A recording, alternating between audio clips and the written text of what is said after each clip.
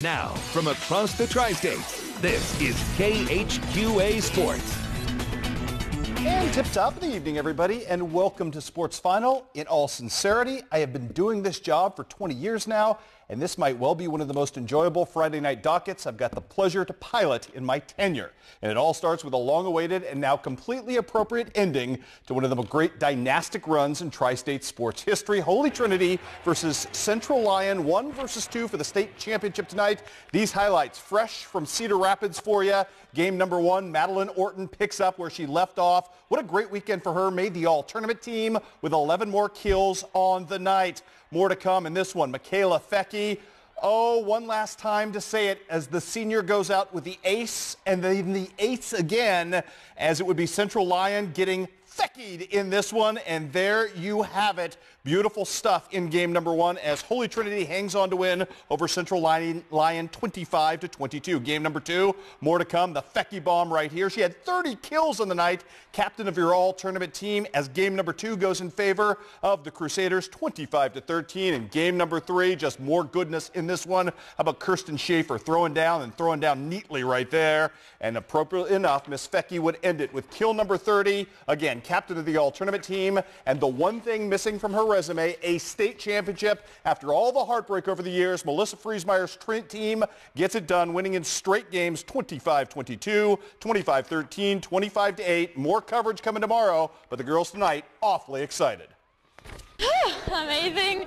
I can't describe it in words, but I did it with my best friends and I couldn't ask for anything more. I think our kids had confidence, and we talked about it. Be confident, stay aggressive, and let the pressure at home, because they just do what you love to do and play volleyball. And I told them today, if you do what you love to do and you just play the game, you're going to come out a champion. And you know what, they did that tonight. And congratulations to those fantastic ladies. Much, much more coming up on their odyssey tomorrow night on Overtime. Well, it's just a nice little story that was supposed to have ended and run its course about a week or two ago. But the funny thing about this Canton soccer squad is that the Tigers refuse to quit, upsetting anyone who crosses their path, including third-ranked Bell on Saturday. Now, surely the number 1 team in the state semifinals would put an end to all of that tomfoolery today in Kansas City. Or maybe it wouldn't. Sacred Heart, very highly regarded, highly ranked. Canton, as you heard us say earlier this season, really good when they start fast. They started fast. 4 minutes deep. Logan Brown connects right there with the cranium of Cameron Durst. And just like that, it's 1-0 Canton. Now, the rest of the game and the rest of the first half, Canton's back line under a withering assault from Sacred Heart, but Colin Lubert equal to the task early. Big stop 12 minutes in. More to come right here. The breakaway attempt gets away from everybody, but look at this guy. Bo Turgeon takes it away as well as Canton's defense standing up strong in the first half to shut out Sacred Heart. And then, wow, look at Lubert again. Beautiful save right there. Lubert standing on his head. I had him unofficially for 14 first-half saves. He gave up 1 late, but at that point it was already 2-1, and Canton punches a ticket to the state championship game. Are you kidding me? Winning today by the final count of 2-1. Logan Brown with a breakaway goal in the second half. Way to go, Tigers. Up next for them, a showdown with the number 2 team in the state, which means if they win a state championship, Canton will have run the table of the top 3 ranked teams in the state. Barstow today beat Crossroads 2-1 in penalty kicks. That final was 5-4. That game set for 1 o'clock tomorrow. Highlights coming up right here on Overtime as well. I tell you what a big, big night, and we're just getting started. More fun right here. Rob Wilt is only half joking when he says that Misha mandates a meeting in November in Huntsville between West Tran and South Shelby. This will be the 5th meeting between these two teams coming up tomorrow in the state quarterfinals. But meeting number 4 is one Rob Wilt would rather forget, as his team got essentially Tim Tebowed by a wonderful quarterback from West Tran who beat his team 56-7 last season and had a hand in 7 different touchdowns in doing so. And oh yeah, that kid is back. Zane Jacoby he's got it all. He can pass the ball, of course, and he runs well with it. The thing they want to do is spread you out and then let him do what he does, and that's make people miss. And he also run over a lot of people. We don't want to take revenge on anybody or anything, but it'd be really nice to come out with a win to get back from what our loss of last year. We got embarrassed last year. There's no doubt about it. But I feel like this team's got a lot more passion this year to come in there and play tough and should be a good football game. We've had one of the best weeks of practice I think we've had all year. Everyone's been focused. We haven't let the cold affect us at all. Everyone's just been on page and we've been clicking, and everybody seems to know what they're doing on both sides of the ball. 1 year later, they would seem a team far better heeled to deal with both Zane Jacoby and all of the other various intricacies West Strand brings to the table. For starters, the Cardinals think the tides have shifted in their favor in the physicality department. And I thought their defensive line last year was excellent. We feel like we've gotten a lot better up front on the offensive line. Returning Ryan Larrick as an all-stater, Sidney Weir up there, the Foster boys, and then you put in Nick Mays, and those guys have done an excellent job of opening holes. And we're trusting those guys have gotten a lot better, worked in the weight room, got stronger. And we're hoping that they'll open up some holes. And we're still going to do what we do, but we do a few things different every year. And, with Trace back there and Brett Thruckle back there, we feel like we got some really good skilled kids that can tote the ball for us, and we're hoping that they make some big plays. And we've been playing the CCC all year. Hopefully we can come out and play some smash mouth football, and hopefully we can get them on their heels quick. The thing about this game is a new school against old school type of football. They do a lot of different things. They'll spread you out. They'll use different people and different schemes that we don't see a lot. They're a zone blocking team. Then you put us out there, and here we are, man football team with the old eye back and double tight. And like I said, it makes for an interesting battle, but it's fun, and it's, new school against old school. Let's see what happens. Should be a dandy matchup. Highlights of that: Camp Point Central in quarterfinal action and Palmyra as well, all on overtime. The news here, not so good for the Culver-Stockton women. Unfortunately, their fine run comes to an end tonight with a loss in the HAC championship game against Benedictine, but what a finish, 11-5-4 on the season. Also want to pass along this note. It will be Drury who serves as the opponent for Quincy University coming up on Sunday in the regional semifinals. That game played at Legends Stadium right here in Quincy, set for a 1 o'clock start time. Let's do some men's college basketball. The debut tonight up in Macomb of Billy Wright taking over the Western program against Pacific. No Michael Olowokandi, but we did have Condi, if you will, here. Tate Stansgaard hooks up with Muhammad Condi from Western, and it tastes like Condi. Cue the Larry from Cameo voice right there. More to come in this one. Jamie Badish, little curl right there, knocks down the jumper. This was a back-and-forth affair. Badish with a pretty nice night, working from the corner here as well, showing the distance and range on his shot. He had 3 more there of his 10 points.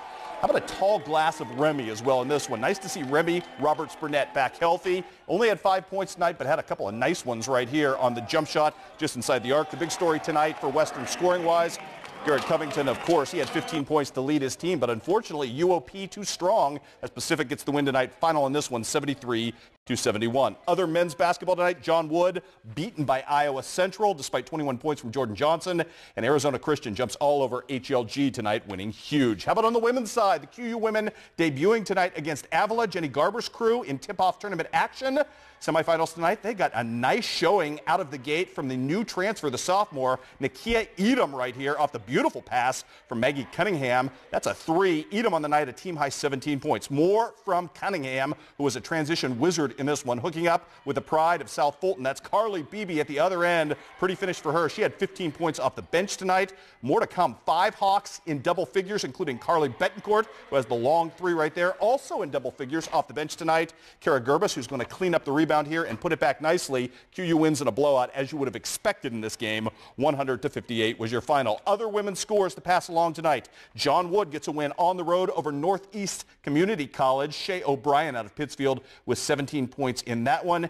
HLG thumped tonight by Truman State as Amy Egan's team opens with a nice win tonight by 41 points was your final in that one. Also, Culver-Stockton continues the red-hot play as Randy Lee Plunkett had 16 points and 7 rebounds to lead her team past Stevens College on the night as well. Let's talk a little signing news today, and the Division I recruiting plunder today moved to Macomb on this signing day Friday with a pair of D1 pledges playing out today. Macomb swimming sensation Anthony Blome put pen to paper today for Wisconsin-Milwaukee. I love their program. They're a really good team, and we have definite means to win a championship, conference championship, and just wanted to help them win that. So I'm really looking forward to a new chapter in my life, and I can't wait. I really want to go into physical therapy. So as soon as I get there, they'll probably put me in the biology department or the athletic training department. I'll just have to work my way up from there. and I really want to eventually get my doctorate in physical therapy and open up my own business. They said I'll probably swim the 100 fly, 100 back, and then most of all the freestyles up to the 500 free, and I'll probably be in most relays. So I'm going to miss all the closeness. I mean, I have really great friends here. They've supported me in everything I do. My coaches, I mean, I don't really know anybody's going to school in Wisconsin, so I'm really going to miss all my teachers here and all my friends. Well, congratulations to Anthony. Meanwhile, Bomber tennis star Brady Smith, who clearly got his mother's athletic ability, gets to move across town and continue his racket at WIU. Right here at home, it's not a bad place to be at all. It's a great program here at Western, great coach, players are nice, and everything just came together and really said, you know, Western's the place to be. Knowing that your friends and family can come out and watch you play, you know, at the Art Peterson Invitational here in Macomb, it'll really be great to have the support continued through high school into college. I do a lot with politics. I worked this fall for Bruce Rauner, as he's our new governor come this January, and so right now my current intended major is either economics or pre-law political science. Macomb High School is a place not like any other high school. The people here, the teachers here, it's unlike any other place, and I honestly think Macomb High School is the best high school in the state. So much goodness. Great kids right there. Congratulations to both of them. Coming up tomorrow, so much overtime you'll freak. 3 state quarterfinals. We've got essentially a playoff game in college football tomorrow, essentially a conference championship on the line in men's soccer. Oh, so much goodness, and perhaps a state title for Canton to join Holy Trinity. Great job, Melissa Friesmeyer and crew. One down, maybe one more tomorrow. Overtime at 10:30. 30 minutes of sports. Why did pilgrims have buckles on their hats? A big statement piece ties everything together. Like that? Mm-hmm.